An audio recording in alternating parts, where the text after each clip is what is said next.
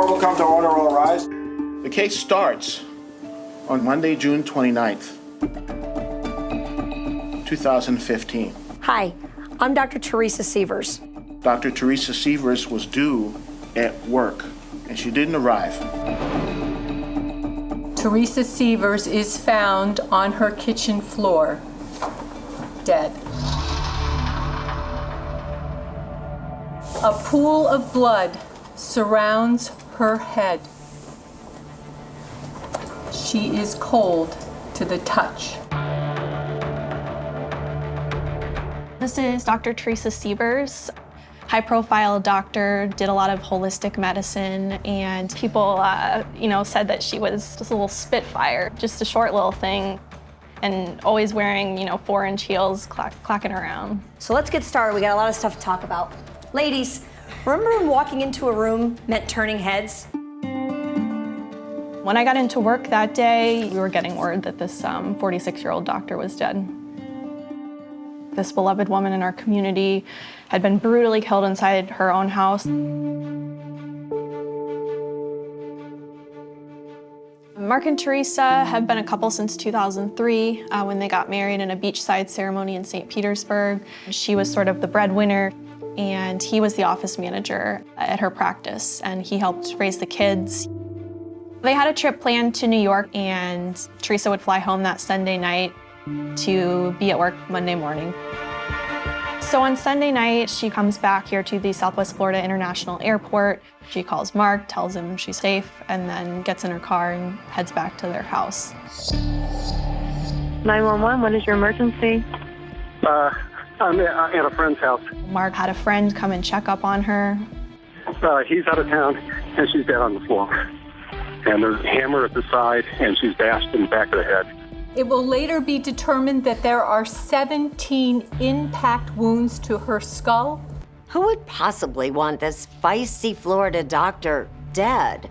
That question led investigators on a wild chase that ended more than 1,000 miles away with the shocking arrests of 3 people. A break in the case came from all places from the state of Missouri. There were electronic footprints. When you step outside your home, folks, you're always being observed. Once you started to unwrap it a little bit, it was nutty, it was weird, and it was hard to keep track of it all. This is a case in which 21st century technology became vital. I've been told we have a verdict.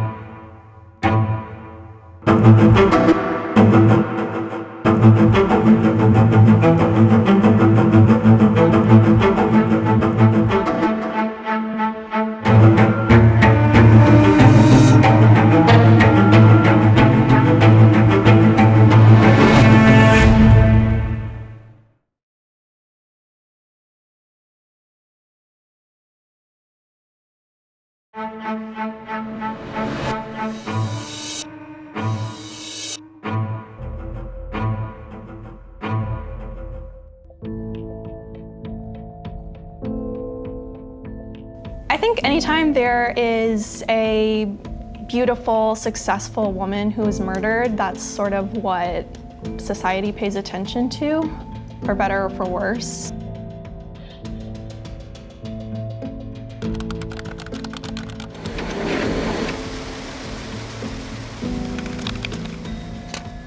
When you first started on this case, would you have ever imagined it would end up to where it is right now? No. The shocking murder of Dr. Teresa Sievers in Bonita Springs, Florida, was a huge story, especially for Jessica Lipscomb, who covered crime for the Naples Daily News. To think of this mother of 2 who was killed brutally inside her home was horrifying to people. The doctor had cut short a family vacation in upstate New York and had flown home alone on Sunday night, June 28, 2015, so she could see patients the next morning. You kind of put yourself in her shoes. rolling your suitcase through the door and then to be attacked by someone from behind, it's hard to imagine. Investigators believe that as soon as Dr. Sievers walked into her kitchen, she was killed, struck repeatedly with a hammer. The next morning, her office staff got in. It's now 9 o'clock. Now it's 9:05. Now it's 9:15. I said, where's Doctor?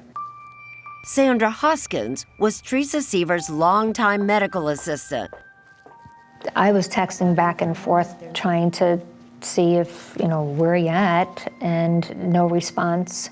Called, no answer. Mark's out of town. He says, I can't get a hold of her either. How unusual was it for Dr. Sievers not to show up? Even if it was 9 o'clock and 3 seconds after, you would hear her heels coming in. It was just so unbelievable. When Connie Reese heard the tragic news, she contacted her stepbrother, Mark Sievers, the doctor's husband. How did he react to the death of his wife? He couldn't speak. He's not the kind of guy that's been overly emotional on the outside, but he couldn't speak. Connie and Mark became family when her mother married his father. I asked him what happened to Teresa. And what did he say?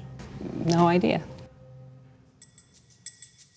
Mark met his future wife in 2003 when he was visiting St. Petersburg, Florida. Pretty much love at first sight? Well, I think by the time that he introduced her to Mom, I think he was pretty much done. He was off the market officially. Yeah, really. He was working as a nurse, while she was a recently divorced physician. Teresa hung the moon. She was a remarkable human being and very special, and that's the way Mark treated it from the beginning. You could hear it in his voice. They were married on the beach, surrounded by friends and family, including stepmother Jenny Weckelman. It was a sunset wedding, and she had a beautiful gown. And it was very nice. Was he happy on that day? Oh my gosh. He was very happy. 6 months later, their first daughter was born. The Sievers built a large house in Bonita Springs, and in 2007, welcomed another daughter. How did Mark feel about being a dad? It was everything to him. They were his reason for being, but he was also all about Teresa and her mission. We talk about our physical health, mental health. That mission was to open a holistic practice where she could heal patients by blending traditional and alternative medicine. She also spread her message in speeches and videos. There's our spiritual and energetic health. We would have patients from all over the world. They would come to us after they failed everything else. She wouldn't take no for an answer. Talking about the doctor still makes Sandra emotional. And as a patient, she wouldn't allow you to say, I'm never going to get better. While patients loved the doctor, Sandra and her husband Frank Pays, who also worked at the practice, admit it wasn't always easy working for Sievers. She had a short fuse. I would hear doctors screaming and yelling in the back office. Dr. Sievers would yell at the patients? She was there to help you get better. Didn't have what they call the bedside manner. Would she yell at you? Yes. Yeah, a wrist is a problem. The bigger She problem. expected perfection. And if it wasn't perfect, she would get upset. Because I need to maintain my mental sharpness. She was a big presence, and sometimes that meant that she got really feisty with people. She was the biggest figure in the room. While Teresa took care of her patients, Mark managed her office and took care of their daughters. The girls were his pride and joy. And according to her sister, Annie Lisa, Teresa was equally devoted to Mark. Teresa always said, I'll never leave Mark. I won't ever do that to my girls. Nevertheless, within weeks, Mark Sievers became a person of interest. Did he cooperate initially? Oh, yes. I think he thought he was doing the right thing. Mark spoke to investigators without a lawyer present and even handed over his cell phone and allowed them to download the contents. Was he worried he might be arrested? He thought, why would they? What kind of evidence could they possibly have? Because I didn't do anything. In fact, Mark Sievers had an airtight alibi. At the time of Teresa's murder, he and their 2 girls were with Teresa's family, hundreds of miles away in New York.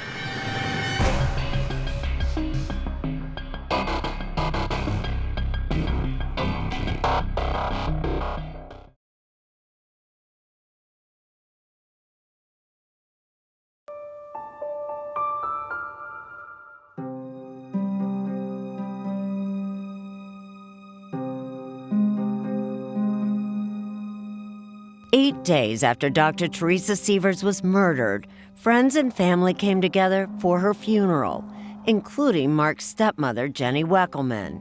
There were a lot of people, yes. Yeah, and it was sad, of course. Almost all her patients were there. I was numb. Mark Sievers reportedly had a gun strapped to his waist at his wife's funeral. Strange? Well, perhaps.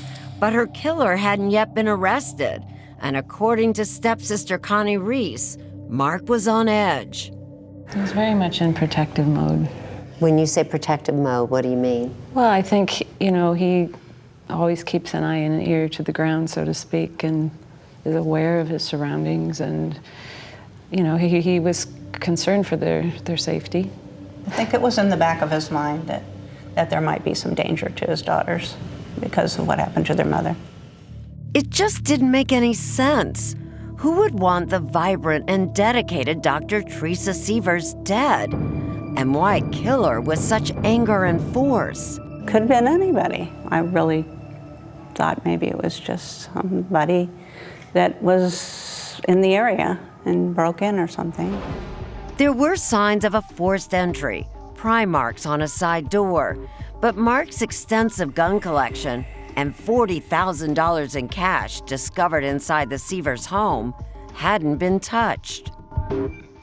So when this happened, everyone wanted to know what happened with the alarm, and as it turns out, it hadn't been activated. While the family was on vacation, Mark had asked his mother, Bonnie Sievers, to feed the family pets. She had trouble setting the alarm that Sunday and told detectives her son Mark said not to worry about it. Monday morning, Dr. Sievers was discovered dead on her kitchen floor. This is Mark's mother speaking to investigators. So I really feel that it's my fault. You cannot blame yourself.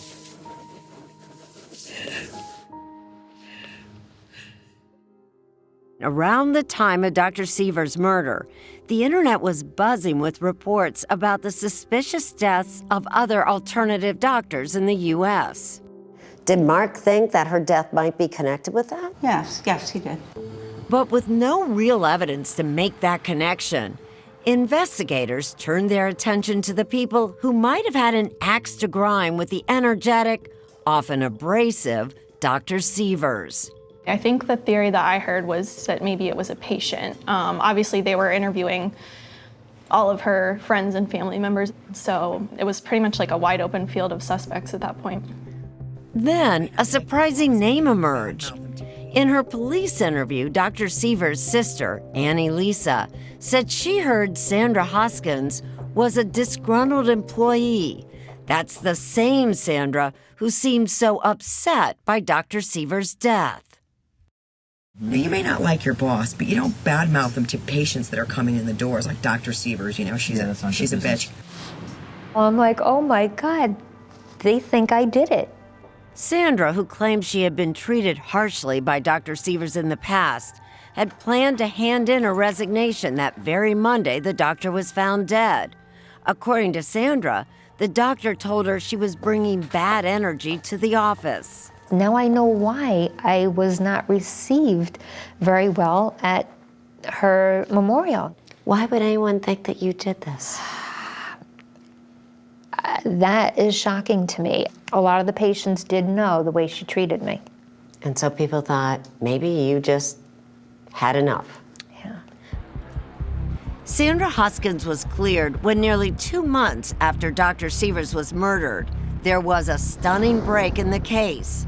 Police made arrests, and the suspects were not from Florida. So we showed up to a press conference, I believe that August, and the sheriff gets up there and tells us simply the name of the first suspect, Jimmy Rogers, and he says he's from Missouri and he's been booked for the murder of Teresa Sievers. Never heard of him. So I thought, oh, well, who is he? And what's he got to do with this? And then about an hour later, he calls us in again and says, we've now picked up a second suspect, Curtis Wayne Wright, also from Missouri. It was so shocking. To solve this murder, investigators would travel more than 1,000 miles, and they were in for a wild ride. They would soon discover this case had as many twists and turns as the Missouri River.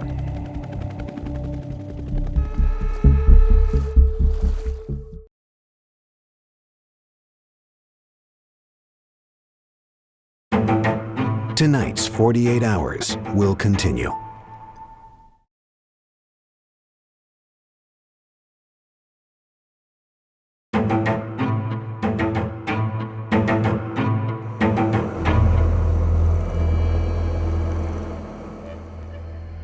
Teresa Sievers was bludgeoned to death with a hammer. Neighbors are still waiting for answers.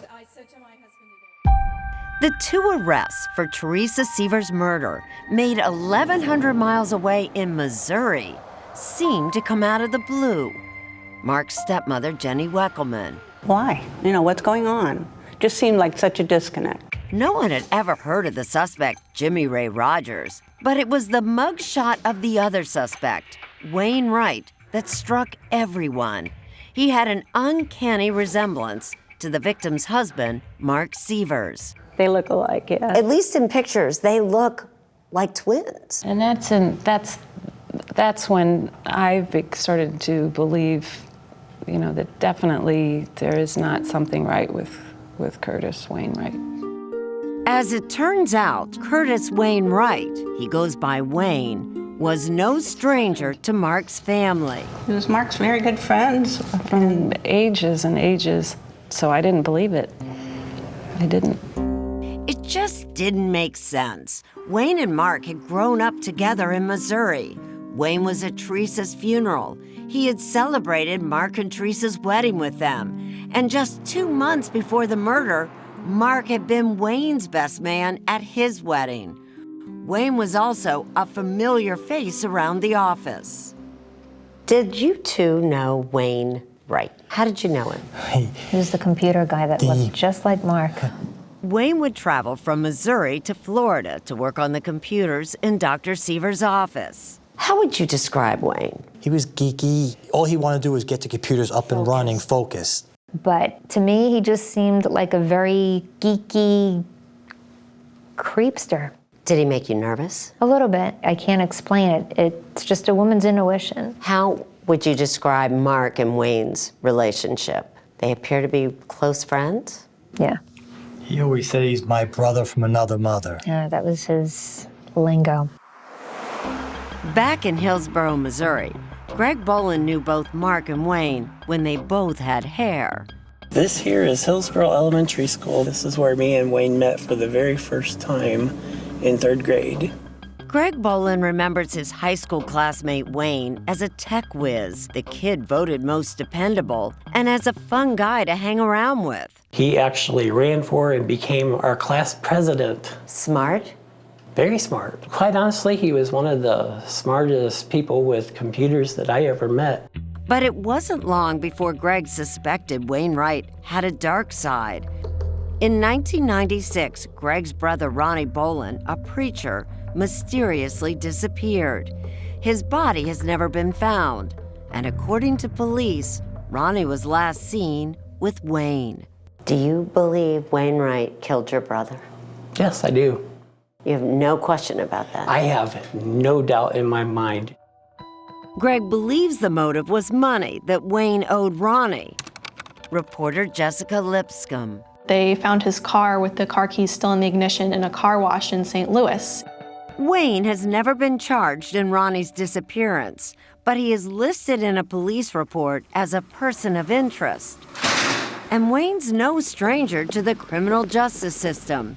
In 2011, he was serving time for drug possession when he befriended the other suspect in Dr. Sievers' murder, a young inmate named Jimmy Ray Rogers, who was doing time on a weapons charge. You could just tell he needed a job. He wanted a job, you know. Jimmy was released from jail. I'll show you. Tyler Juliet and Jeff Conway hired him to work at a contracting company. He liked to tell a lot of stories. A lot of things he told at the time, nobody really believed Jimmy. He liked to brag a little bit about the things he had done in the past. A colorful criminal past. He says Jimmy would brag about con jobs ranging from stolen merchandise to counterfeit money. I never felt Jimmy was a dangerous guy. I just felt like he was a blowhard, honestly. You know, I really felt like he was just a talker. Conway recalls that he had asked Jimmy to work on Monday, June 29th. But Jimmy texted him back and said he wasn't available. All it said was, I can't do that, I'm still in Florida. It was on June 29th that Dr. Teresa Sievers was discovered bludgeoned to death with a hammer inside her Florida home.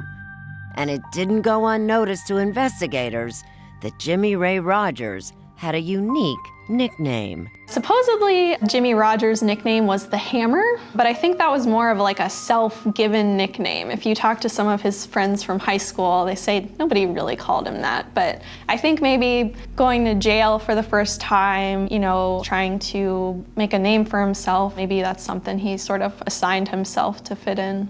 Why was Jimmy the Hammer Rogers in Florida that fateful weekend? Was Wainwright with him? And what led authorities to believe they were involved in a doctor's murder? Why would Wayne try to look like Mark? See more evidence from the case on Facebook at 48 Hours.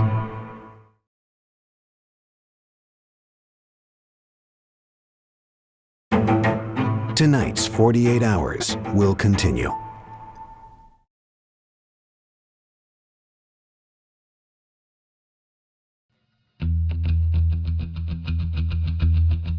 Back in June 2015, practically everyone in Hillsborough, Missouri knew that Wainwright was planning a weekend trip out of town. He let it slip to lots of people that he was going down to Florida, told some people he was even going to visit the Sievers. And it wasn't long before police got a tip that Wayne had been in Florida at the time of Dr. Sievers' murder. And he hadn't gone there alone. He went with his jailhouse pal, Jimmy the Hammer Rogers. Jimmy's boss, Jeff Conway. He told me a story that his brother had graduated from law school and that he had invited Jimmy down to Florida for the weekend, all expenses paid. But he told his pregnant girlfriend, Taylor Showmaker, another story. He was going out of town for a few days to work with Wayne. He had told her that he was going down to Florida to make some money. Weeks after Jimmy and Wayne returned, detectives from Florida showed up in Hillsborough, Missouri. They confronted Wayne about that tip placing him in Florida, but he refused to talk. He didn't need to. A rental car GPS gave the cops what they needed to know.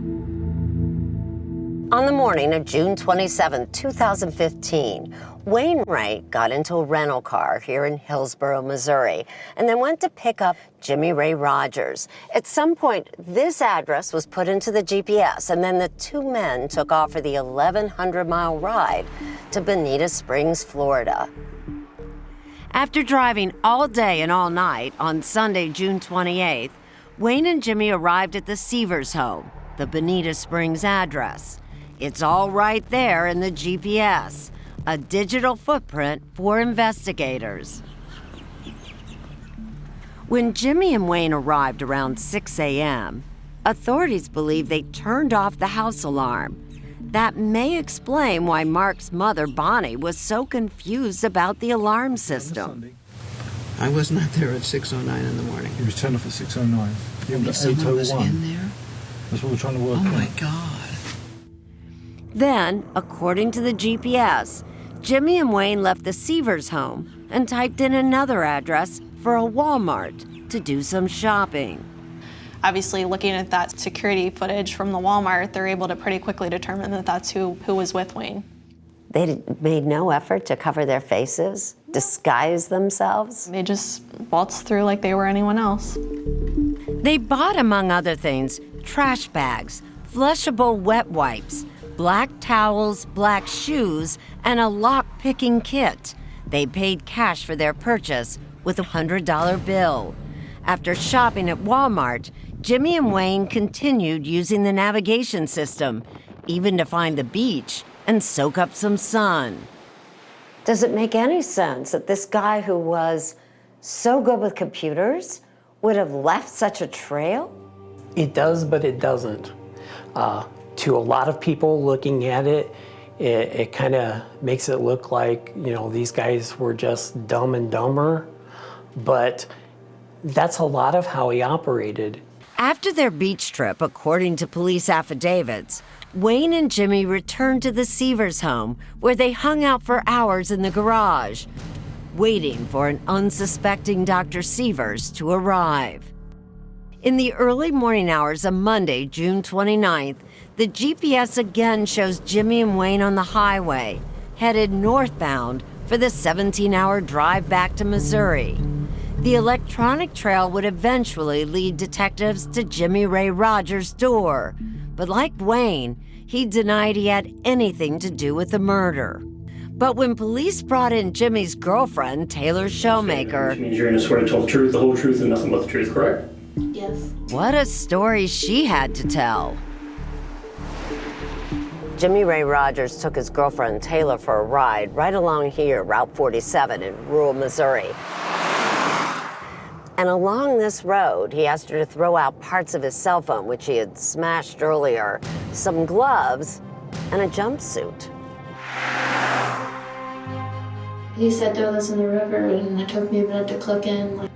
And then I threw the gloves out, and I waited a minute, and then I threw out the jumpsuit. Did you ask why, or you just did it? No, I just did it. I was scared. Okay. Taylor told police that's when she pushed Jimmy to tell her exactly what happened in Florida. And he told me about using a hammer on her. Okay, and he said that he killed Teresa Sievers, Mark's wife, Yes. with a hammer. Yes. Florida detectives now thought they knew who killed Teresa Sievers, but they still didn't know the why. Why would Wayne Wright want to kill his best friend's wife? Did everyone then say, oh my gosh, Mark had to be involved? Definitely. I mean, there was really no putting Wayne in Florida in Bonita Springs inside their house without Mark knowing about it. Did it occur to either one of you that Mark might be involved? No. Not even a thought in the back of your mind? No, absolutely not. But when investigators downloaded Mark's cell phone, they discovered the Sievers marriage was more troubled than anyone guessed. Despite having $40,000 in cash around the house, they had serious financial problems. And when investigators discovered 5 insurance policies on Teresa, totaling more than $4 million, it was a big red flag.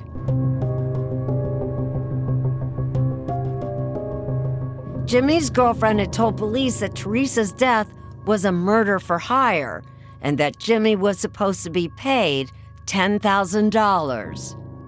And then asked him how he was going to make money, and it was murdering Mark's wife. He said that Mark hired Wayne. Yes, and Wayne hired him. Mark didn't know anything about Jimmy being hired. Where's the money supposed to come from? Insurance from her death. Okay, and did he ever get paid? No. Then, almost 8 months after Teresa Sievers' murder, Wayne Wright, Mark's look-alike best friend, suddenly turned on him and took a deal. Mr. Wright, why are you pleading guilty today to second-degree murder? Wainwright admitted killing Teresa. I'm pleading guilty because of my role in the planning and participating of the murder of Teresa Sievers. He said the murder was all Mark's idea, and that's what police needed. Mark, did you hire Wainwright to kill your wife? Mark Sievers was charged with the murder of his wife. Did you hire anyone to kill your wife? But Sievers' stepsister says he would never risk losing his children. She believes Wainwright had long envied his best friend's life, and he's the one who killed Teresa on his own. Why would Wayne kill Teresa? Because he's a sick man. Do you think Wayne was jealous of Mark? I think it's possible. Whether he's jealous of Mark or wanted to be Mark, I don't have any clue. Family and friends point to how Wainwright began to model himself after Sievers, even shaving his own head when Sievers started to go bald. I can't Greg explain Boland. why. They didn't look alike when we were younger. How much they morphed into each other over the years. If it was by chance or by their plan, I don't know. More than 4 years after Curtis Wainwright cut that deal to testify against Mark Sievers and ex-con Jimmy Rogers, the two men go on trial, but separately. Rogers' case went first, October 2019. Teresa Sievers' mother and siblings were in the courtroom. This case was about the perfect marriage, the perfect friendship, the perfect alibi, the perfect murder. Assistant State Attorney Hamid Hunter told the jury that Teresa Sievers' death was a classic case of murder for hire. Mark Sievers was miles away, while Curtis Wainwright and Jimmy Ray Rogers killed his wife. And Mr. Wright hit her with the hammer. He hit her again. Mr. Rogers came out of nowhere. Mr. Rogers engages with his hammer, and he starts hitting her. Rogers' defense attorney, Kathleen Fitzgeorge. What you heard from the state attorney is what they believe or expect or hope the evidence will show. But it's a bumpy road because they haven't told you everything.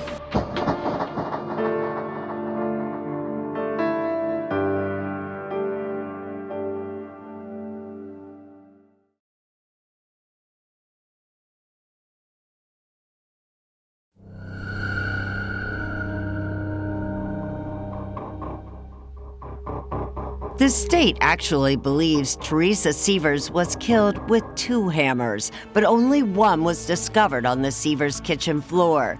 They showed the jury that weapon and the damaging video evidence of the 2 men near the crime scene.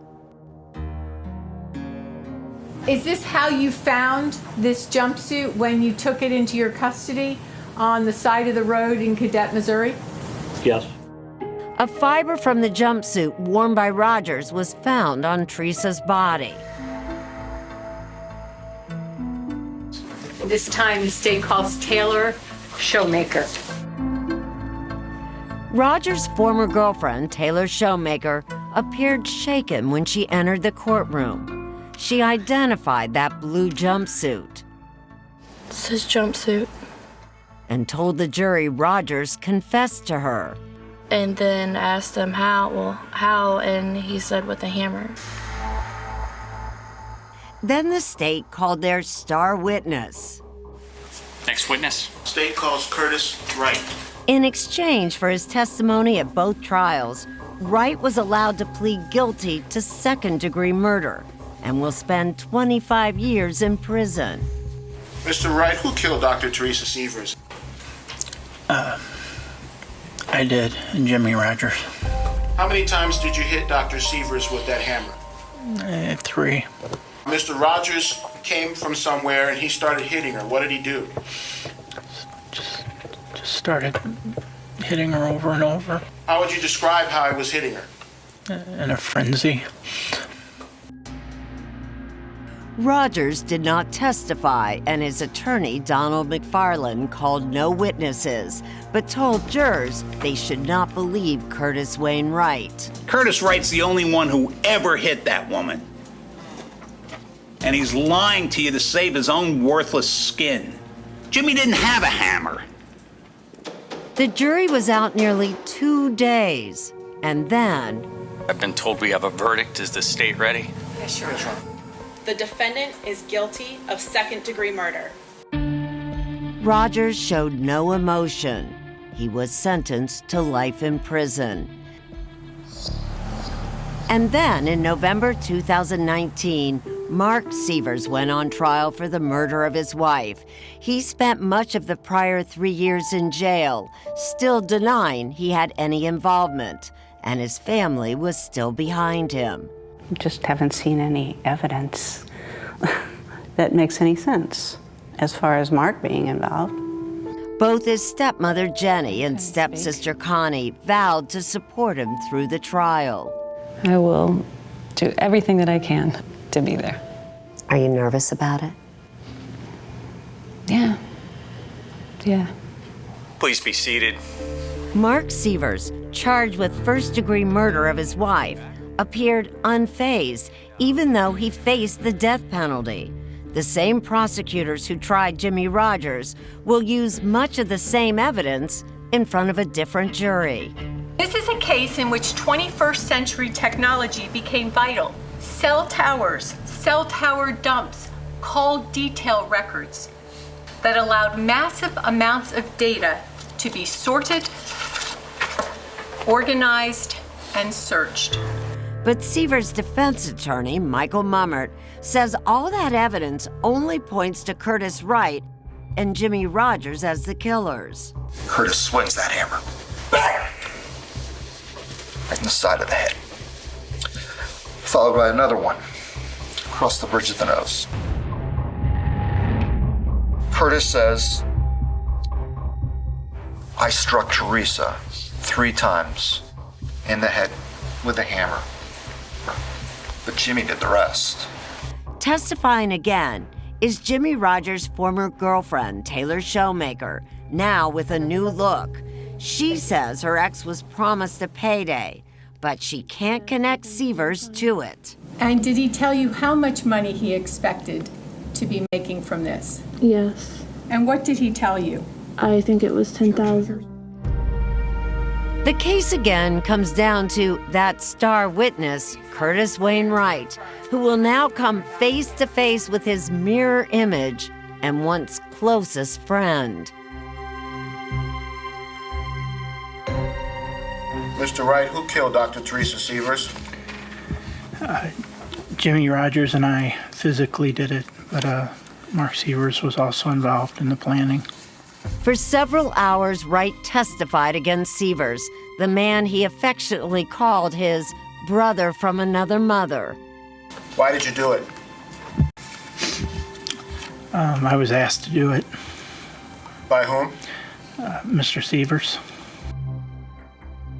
Wright told the jury that Sievers and his wife were having marital and money problems, and that Sievers believed Teresa was planning to leave him and take the kids. The only option that he had was for her to die. And he said that he needed to have her killed. When the judge asked Mark Sievers if he wanted to testify, I'm not going to testify. Okay. But I'd like to go home. This time, the jury was out just 4 hours. The families gathered in the court for the verdict.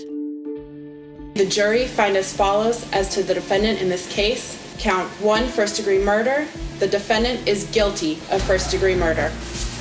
Sievers, stoic at first, began to cry. In addition to the guilty verdict, the jury asked the judge to sentence Sievers to death. This is how former employee Frank Pays felt before the trial. What should happen to Mark Sievers? He's facing the death penalty. I think the death penalty is the easy way out. I think the pain and torture that he deserves is to sit in jail to the rest of his life, thinking about his 2 pride and joy daughters, that should be his punishment. On January 3rd, 2020, Mark Sievers, now a convicted killer, returned to court to find out if he will get life in prison or be sentenced to death. Is it okay if I refer to my notes? Yes, sir, absolutely. This time, he agreed to speak, to plead for his life. Although a jury found me guilty, I am innocent of all charges, as I have maintained since this heinous crime took place.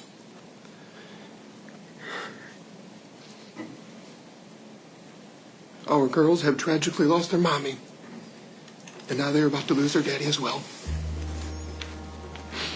It didn't take long for the judge to rule. I judge people's actions. I don't judge people's souls. That's for somebody else to do. Sir, I'm going to go ahead and adjudicate you guilty on each count. On the first count, first-degree murder.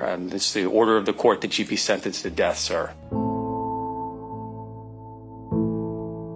For Teresa's family, it's the end of an agonizing nearly 5-year wait for justice.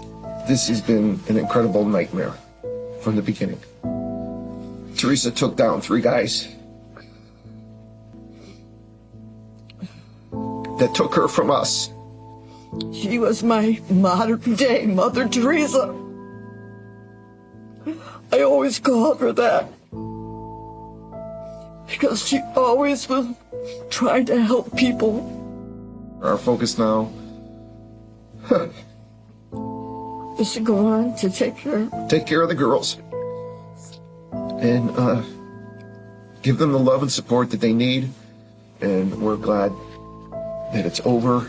Justice has been served.